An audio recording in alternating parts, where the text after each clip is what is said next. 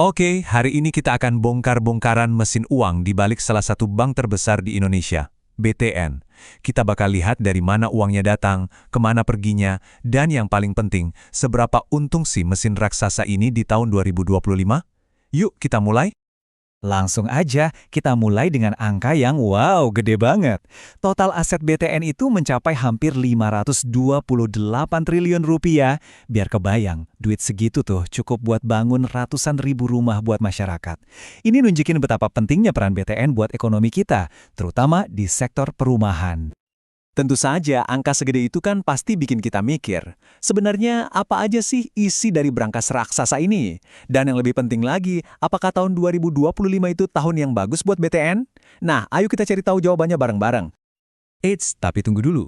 Sebelum kita kejauhan ngomongin angka triliunan, ada satu langkah yang super penting yang harus kita lakuin. Kita harus yakin dulu angka-angka ini bisa dipercaya. Karena di dunia keuangan, kepercayaan itu segalanya kan. Nah, disinilah peran auditor independen itu penting banget. Kayak wasit dalam pertandingan keuangan gitu.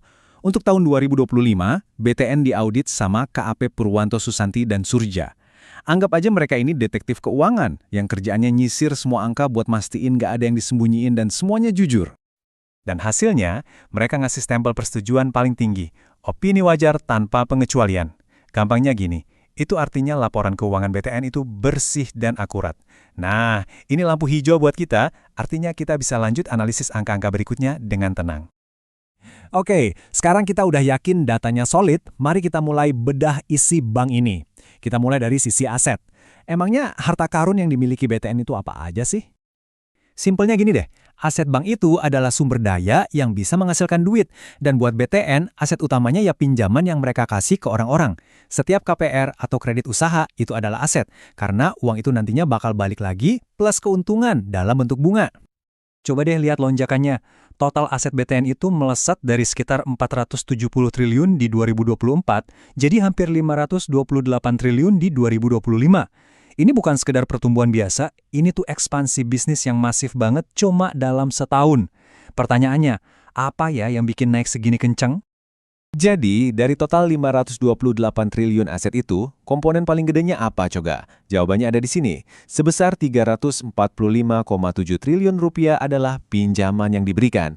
Ini negasin banget kalau bisnis inti bank, yaitu nyalurin kredit, adalah mesin utama yang gerakin semua operasional BTN. Tentu aja, buat bisa minjemin ratusan triliun rupiah, BTN butuh bensinnya dong. Jadi, dari mana semua uang ini datang? Yuk kita lihat sisi lain ceritanya. Nah, sisi ini namanya liabilitas atau kewajiban. Pada dasarnya, ini tuh uang orang lain yang dipercayakan ke bank. Sumber utamanya ya simpanan dari para nasabah, baik itu kita-kita sebagai individu maupun perusahaan. Dan seperti yang bisa kita duga, seiring asetnya meroket, liabilitasnya juga ikutan naik. Dari 408 triliun rupiah jadi hampir 460 triliun rupiah. Ini kayak cermin langsung kan? Artinya, buat memperbanyak pinjaman, BTN harus makin giat ngumpulin dana dari masyarakat. Terus siapa sumber dana terbesarnya?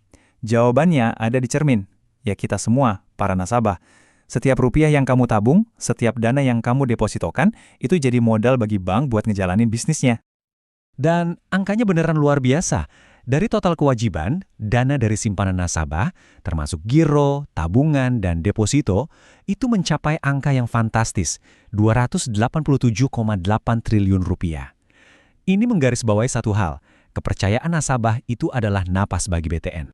Oke, kita udah lihat asetnya dan sumber dananya dari mana. Sekarang pertanyaan puncaknya nih, apakah semua operasi ini untung? Yuk kita intip laporan laba ruginya. Model bisnis bank itu pada dasarnya simpel banget loh. Mereka dapat pemasukan dari bunga pinjaman yang mereka kasih, dan pada saat yang sama, mereka punya pengeluaran buat bayar bunga ke nasabah yang nyimpen uang di sana. Nah, ini dia mesin laba BTN dalam angka. Coba lihat kolom 2025. Mereka berhasil ngumpulin pendapatan bunga 31,9 triliun. Sementara biaya bunga yang harus mereka bayar ke nasabah cuma 16,2 triliun.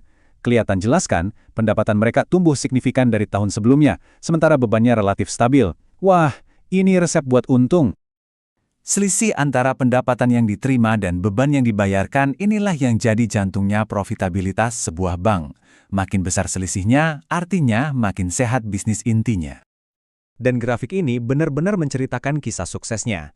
Pendapatan bunga, yang jadi sumber pemasukan utama mereka, melonjak dari 25,5 triliun jadi 31,9 triliun rupiah.